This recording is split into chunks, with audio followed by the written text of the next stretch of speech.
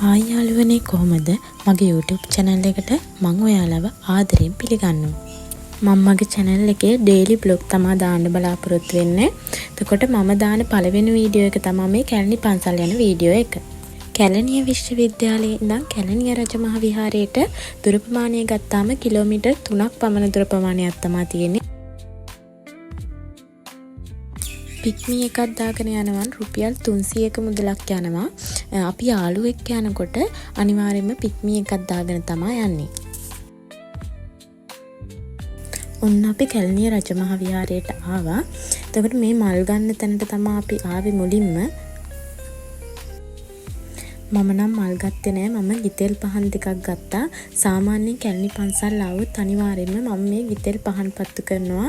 මොකද අපල වලට හොඳයි කියලා මම කතාවක් අහලා තියෙනවා මේ ගිතෙල් පහන් පත්තු කරන එක.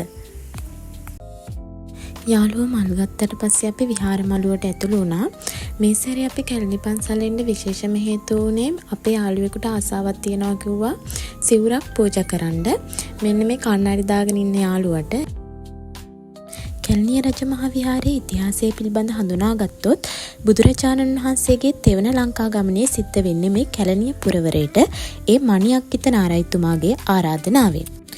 එහිදී බුදුන් වහන්සේ ධර්ම දේශනා කිරීම සඳහා වැඩ සිටි මණික් පුටුව කැලණි ස්තූපයේ තැන්පත් කර මණිඅක්කිත නාරයි විසින් කැලණි ස්තූපයේ ඉදි කළා කියලා සඳහන් වෙනවා.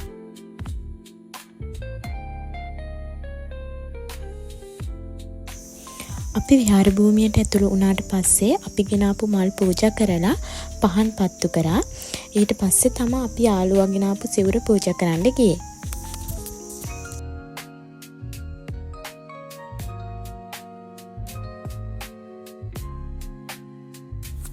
සිවුර පූජා කරාට පස්සේ අපි කැලණි විහාරයට ඇතුළු වුණා. එතරම් කැලණි රජමහ විහාරය ගත්තාම මේක පුතුගීසීන්ගේ ලන්දේසීන්ගේ කාලයේදී අනුග්‍රහයක් නොලැබීම නිසා වල් බිහිවීමට ලක්වුණු ස්ථානයක් බවට පත් වෙනවා. ඊට පස්සේ කීර්තිසී රාජසිංහ රජතුමාගේ කාලයේ තමා මේක නැවත යථා තත්ත්වයට පත් කරන්නේ. කැලණි විහාරයේ ඇති බුද්ධ ශාසන වංශ කතාවේ වැදගත් අවස්ථා නිරූපණය කර ඇති සිතුවම් සිත්තම් කර ඇත්තේ ස්ටෝලියස් මින්දිස් මහතා විසින්. දැන් අපි ඔය ගාථා කියන්න තමයි ලෑස්ති වෙන්නේ. මේ ගාථා කිව්වට පස්සේ මම ගත්ත වීඩියෝ එකක්.